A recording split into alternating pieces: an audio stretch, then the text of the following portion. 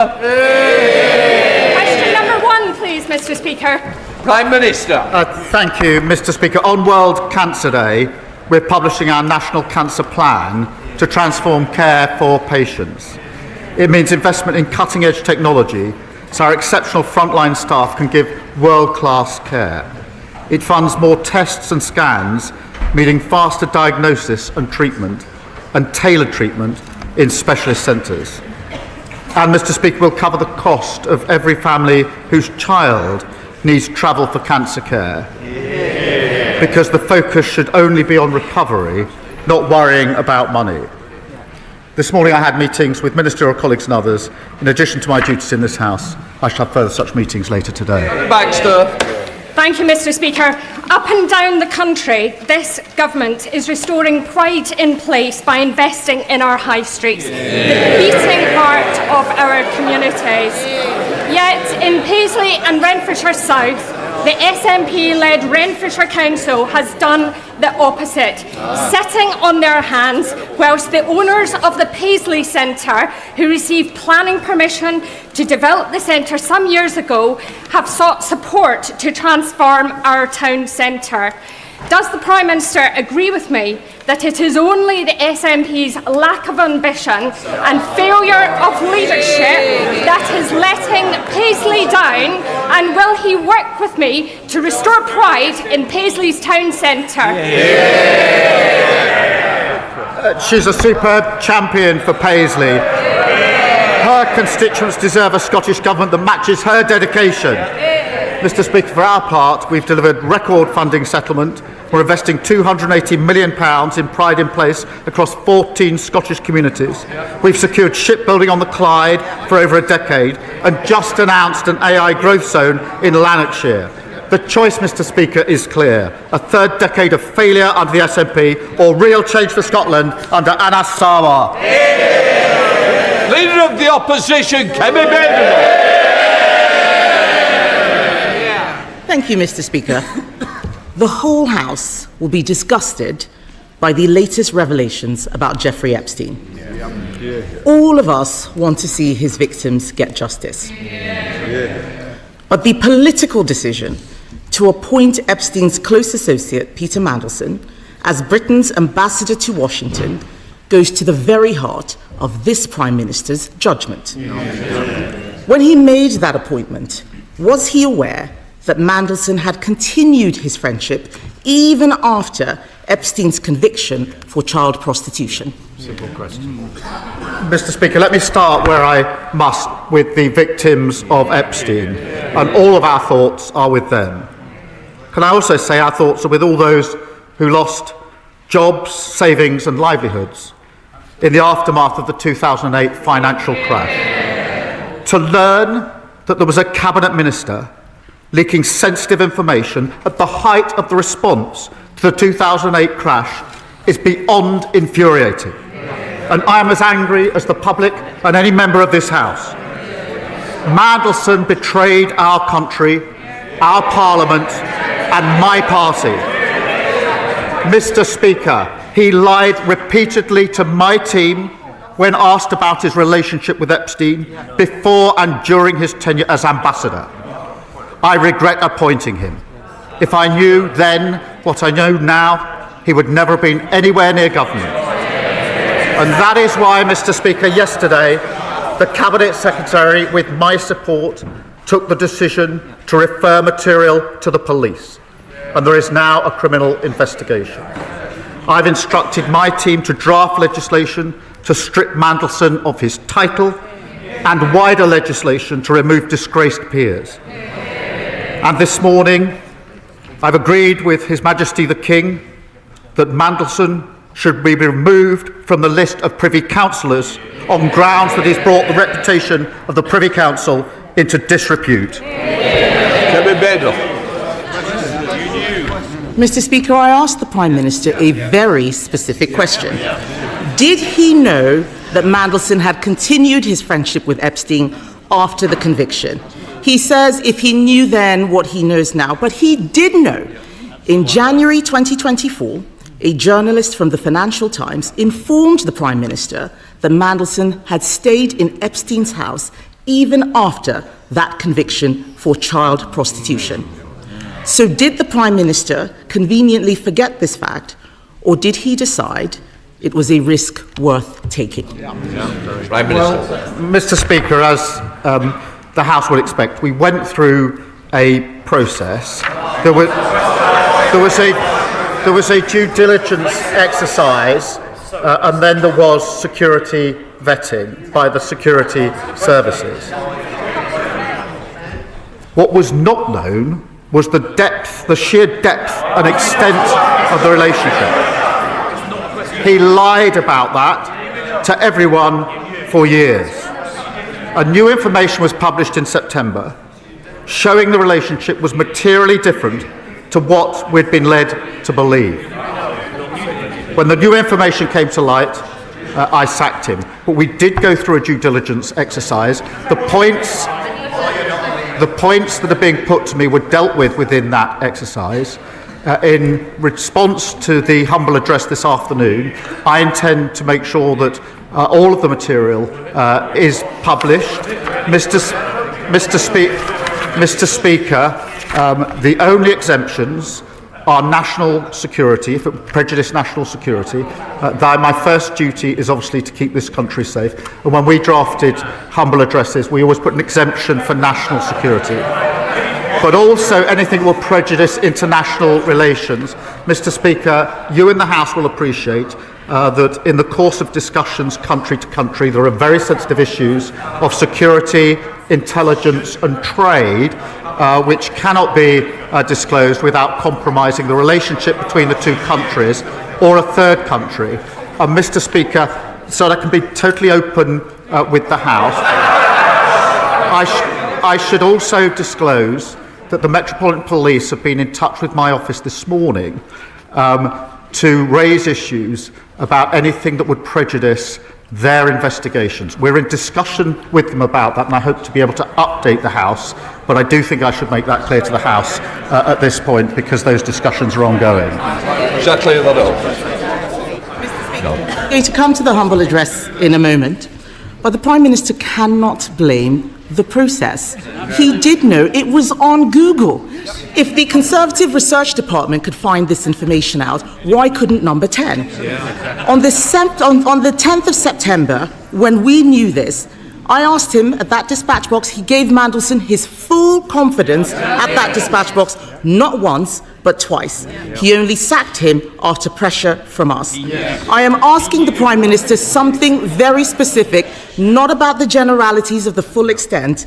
Can the Prime Minister tell us, did the official security vetting he received mention Mandelson's ongoing relationship with the paedophile Jeffrey Epstein? So clear. Prime Minister. Yes, it did. As a result, various questions were put to him.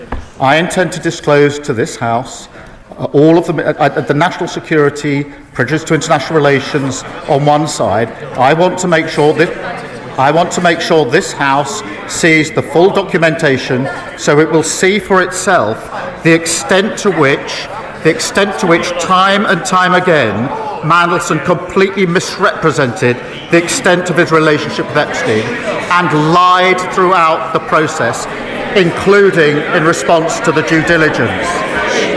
Kemi Badenoch. Mr. Speaker, I think it is shocking what the Prime Minister has just said.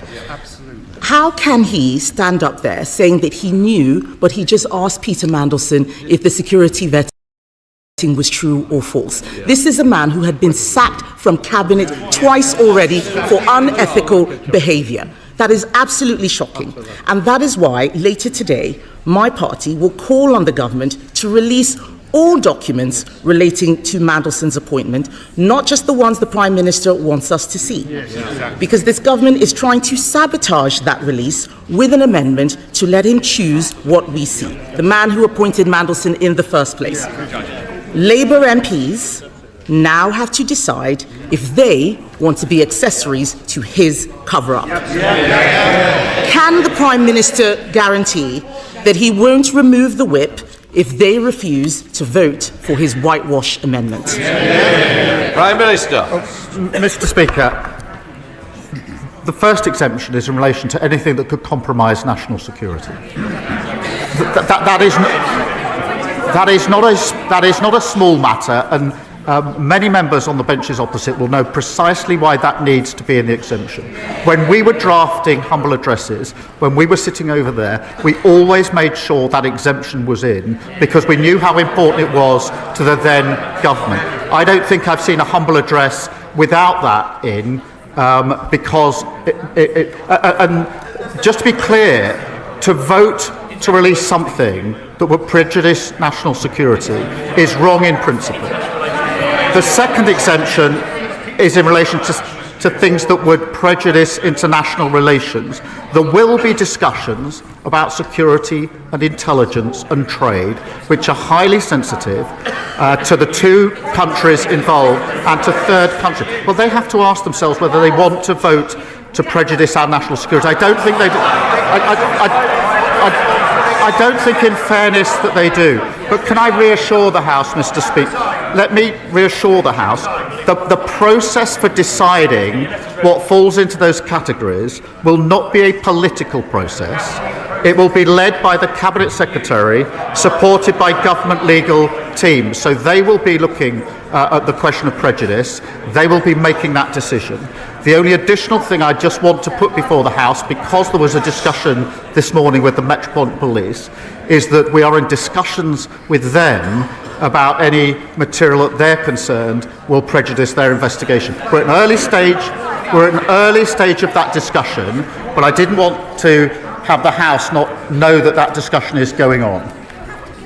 Kemi Badenoch. Mr. Speaker, the Prime Minister is talking about national security. The national security issue was appointing Mandelson in the first place.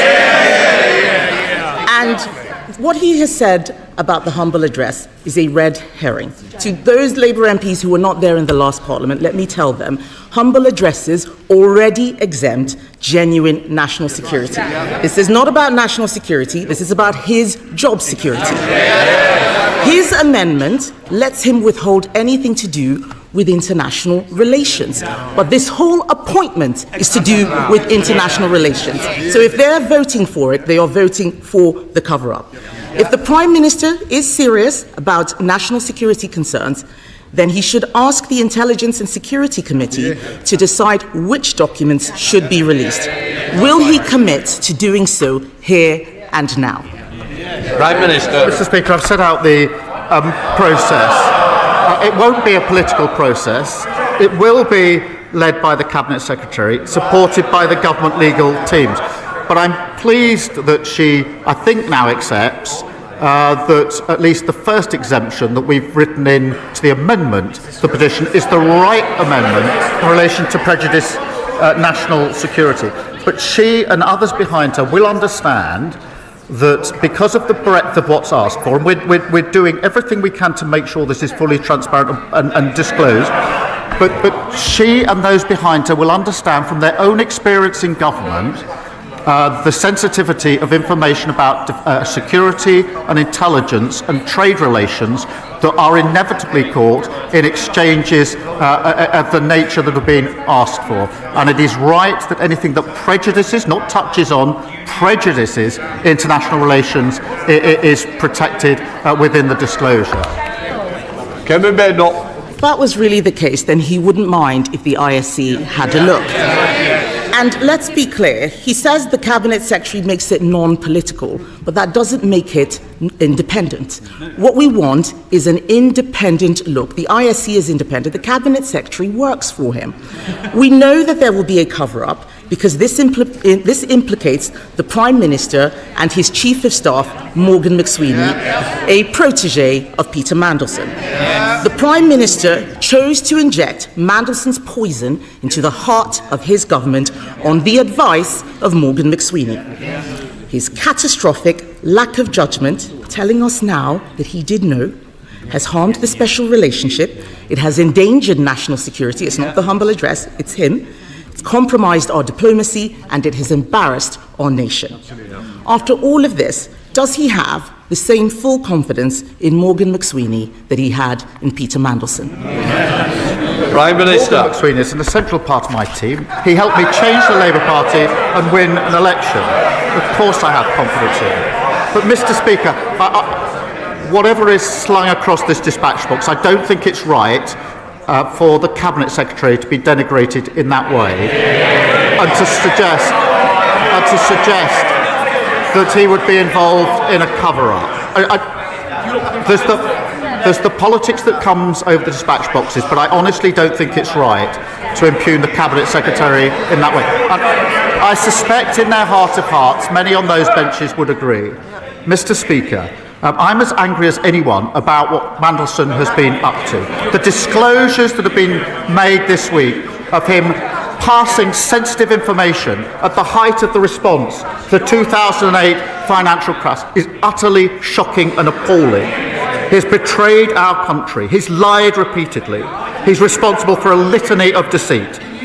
But this moment demands not just anger, but action. And that's why we've moved quickly, referring material to the police, publishing legislation so we can remove titles from disgraced politicians, and stripping Mandelson of his Privy Councillorship. That is what the public expect, and that is what we will do.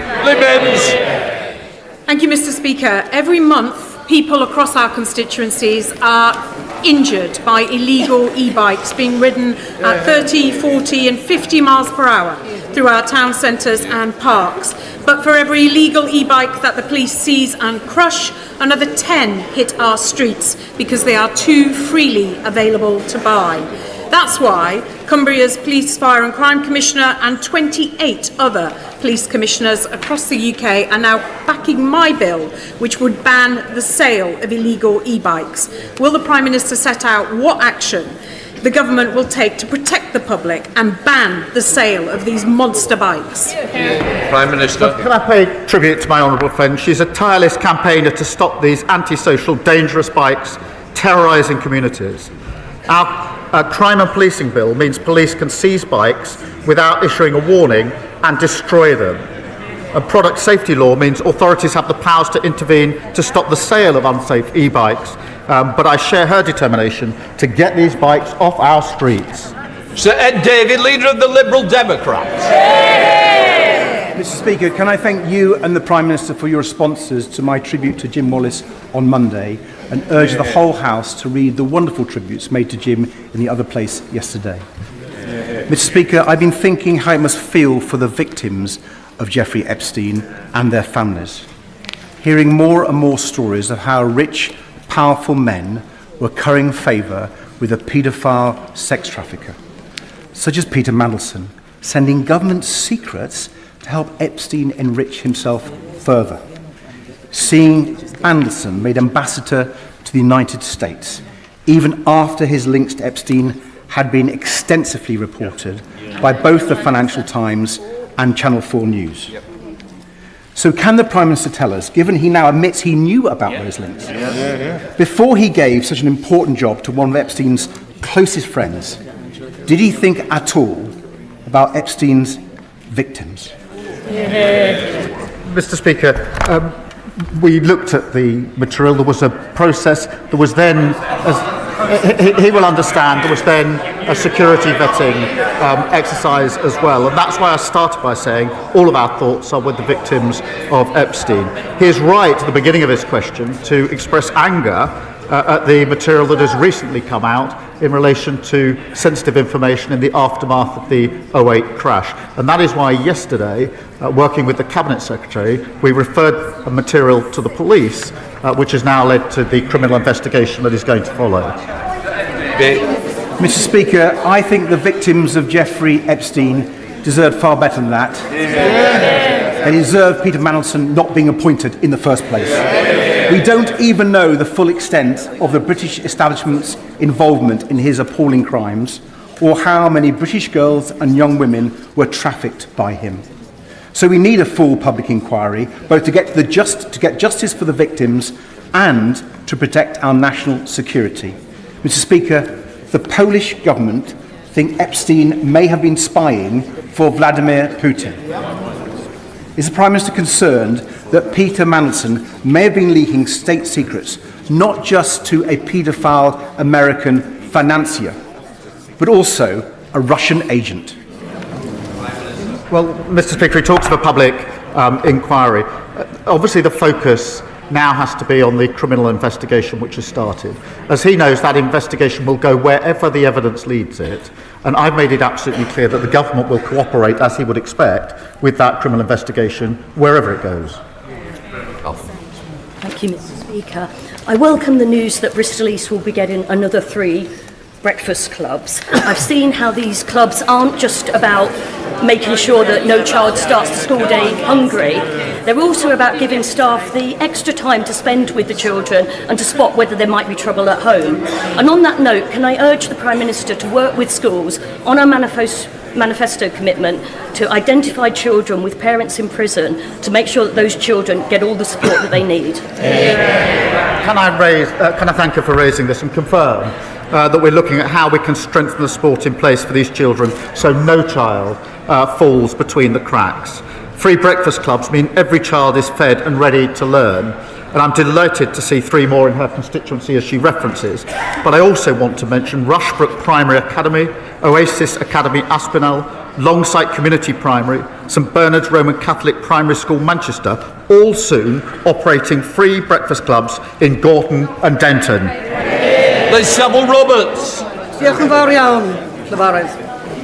The victims and survivors of Epstein and his circle of overprivileged elite are at the forefront of my mind here and now.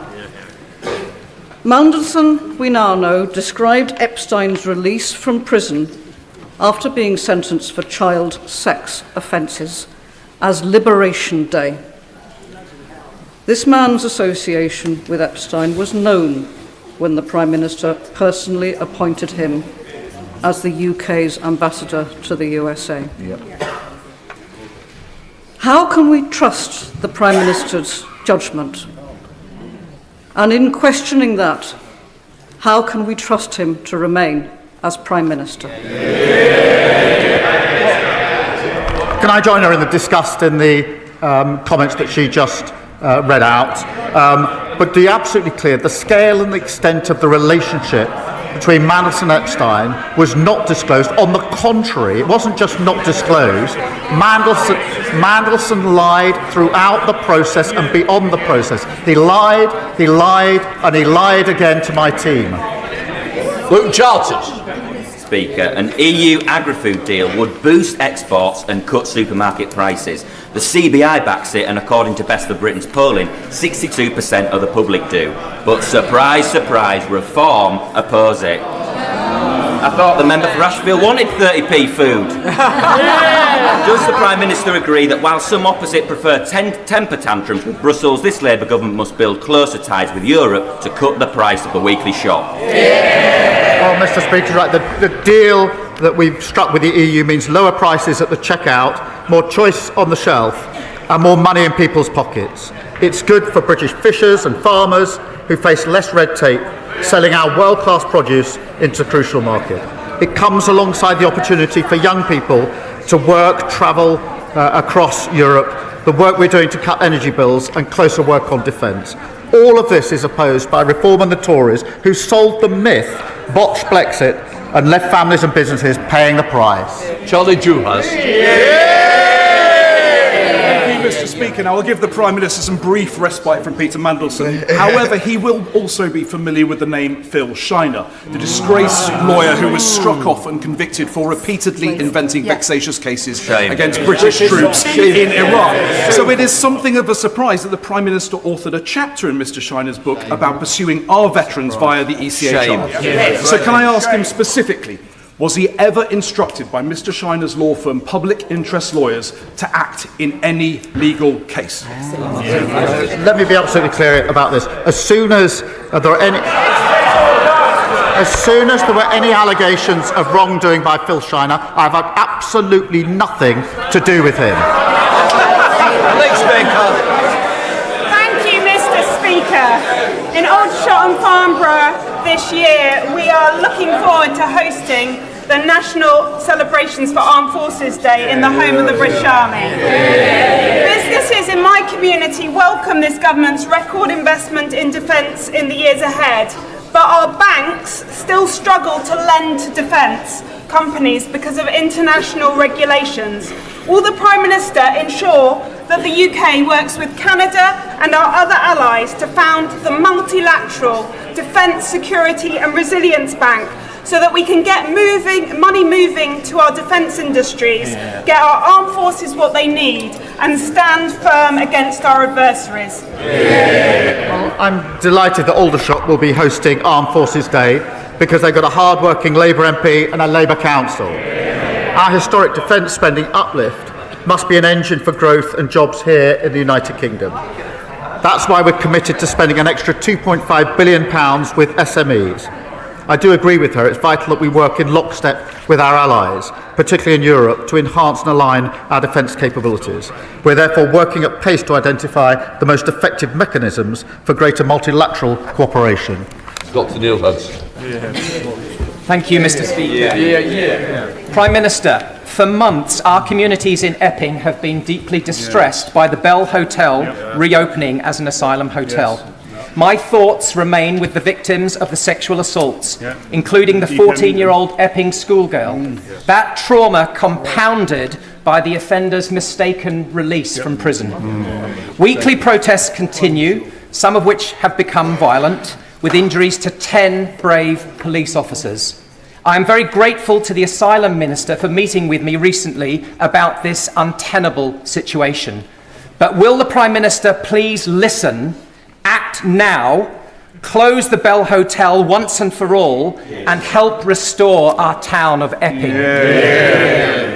As he knows, we are committed to ending the use of all hotels. There are now just under 200 compared to the 400 under the previous government, and where military sites are used, safety and security of local communities is our priority. Jonathan Blash. Thank you, Mr. Speaker. Hartlepool has now the third highest number of children in care in England, fuelled by Southern Council shipping families to my town, blowing a £6 million hole in our budget, a deficit that my brilliant Labour Council has already halved, but there is nothing left to cut. And when percentage increases in funding mean less in Hartlepool than almost anywhere else in the country, but a child in care costs exactly the same, the fair funding settlement announced in December does not go far enough. I am fighting non-stop for a better deal for my town because I will not accept one of the poorest communities in the country being condemned to higher taxes or devastating austerity. We need support. So will the PM commit his ministers to work across government to fix this for Hartlepool? Well, it's because of strong local Labour MPs, but like my honourable friend, that towns like Hartlepool, treated as an afterthought by the party opposite, are having their future restored. We're making billions more available so that councils can properly fund social care. And we're driving down the cost of living for parents and their children, including 3 free breakfast clubs in his constituency, over 3,000 children no longer incapacitated by the 2-child limit. That's the difference a Labour government makes. Mr. Speaker, my residents are sick of being let down by Thames Water. Robert and Patricia were sent a £39,000 bill they didn't actually owe. Len and Jenny were forced to use the Portaloo for months as sewage filled their home, and parents still think twice about sending their children to swim in the river. Now, we understand a £16 billion rescue deal is soon to cross the Prime Minister's desk. Will he admit today what everyone already knows, that Thames Water is dead in the water? Any delay is pointless, and it should be allowed to be put out of its misery and rebuilt as a company for public benefit. Well, can I thank her for raising that, and I know how much and important it is for her constituents. We have taken measures in relation to strengthening oversight and the control that we have. We won't hesitate to go further, and I'll make sure she gets a meeting with the relevant minister to discuss. Thank you, Mr. Speaker. It was a privilege that weekend to join fellow North East MPs on the destroyer HMS Duncan, to meet the crew and also be briefed on the exciting plans for the innovative future of the Royal Navy. A future that should be bright given the £10 billion frigate deal with Norway, but also a future we absolutely want our region to be part of. So would the Prime Minister agree that given the North East's strengths in AI, satellite technology and advanced manufacturing, North East workers and businesses should be at the heart of the future hybrid navy? And will ministers meet us and industry leaders to put the North East at the heart of our future defence? Mr. Speaker, can I first thank the commanding officer and crew of HMS Duncan for their service and thank my honourable friend. I remember meeting the brilliant workforce in his region, and I know the defence ministers would be delighted to do the same. Our record defence spending is supporting jobs and growth across the North East. We invested 200 million in Octric semiconductors in his constituency last year. As we increase defence spending, the North East will play a major role securing good skilled jobs for generations to come. Christine Jardine. Thank you very much, Mr. Speaker. And can I associate myself with the comments of my party leader about Lord Wallace, a man I feel I was privileged to know. But can I ask the Prime Minister, given the conversations which are taking place in this place today and up and down the country about Peter Mandelson and his involvement with the paedophile who trafficked women, and the millions of women, particularly in this country, who will have been triggered by that, given the establishment's proximity to what happened, will the Prime Minister assure that there will be support set up, helplines, and that as well as the victims, the direct victims, those indirect women who've been triggered now will be supported? Well, she's right to raise this, and obviously we'll support the police on the one hand with their investigation, but also we will press on with our work to halve violence against women and girls, which is very much about putting the support in place that is needed for all victims of violence. That is a crucial part of our work, and I hope we can work across the House in support of it. Ellen Hayes. Thank you, Mr. Speaker. I'm proud that Labour MPs voted yesterday to remove the two-child limit and lift 400,000 children out of poverty.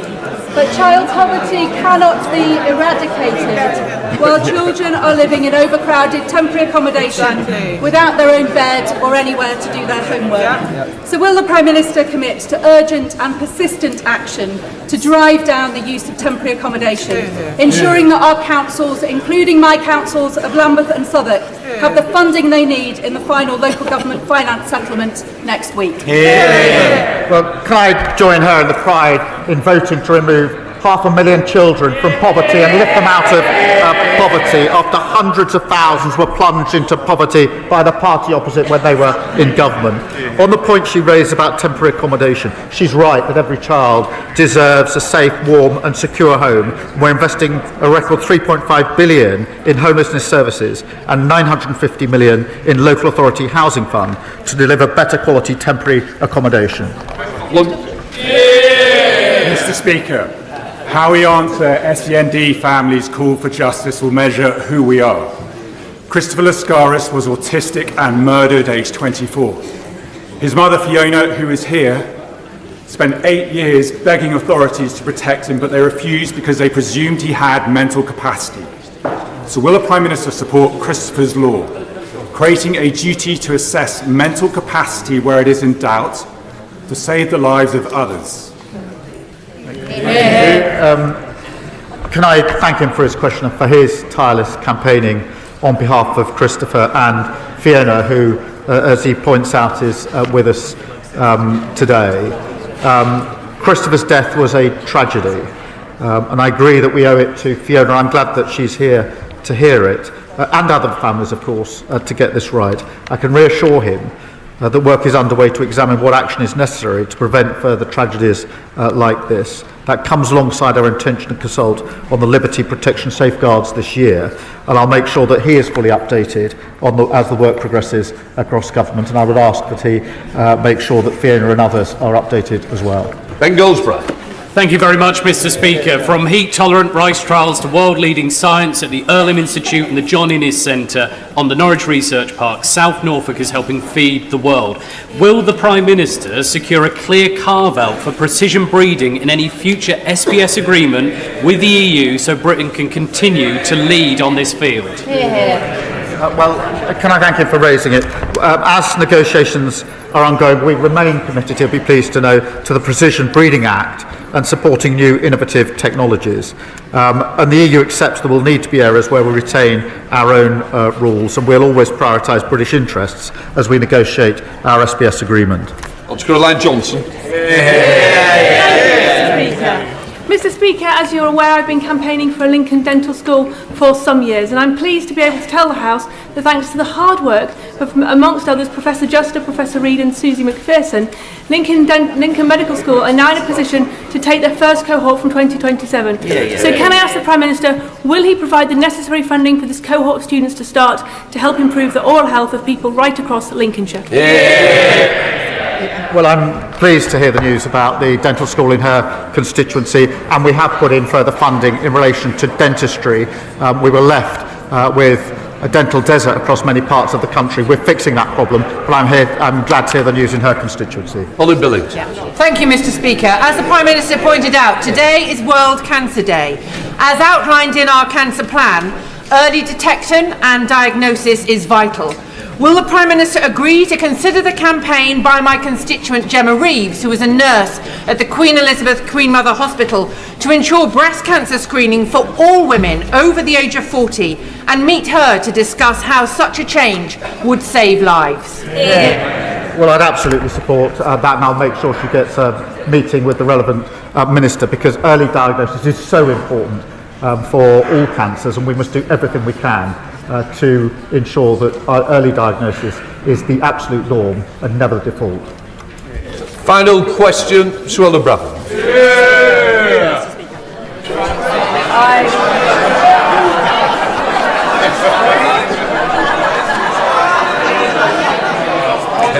She's mute. Give her a moment. Thank you, Mr. Speaker.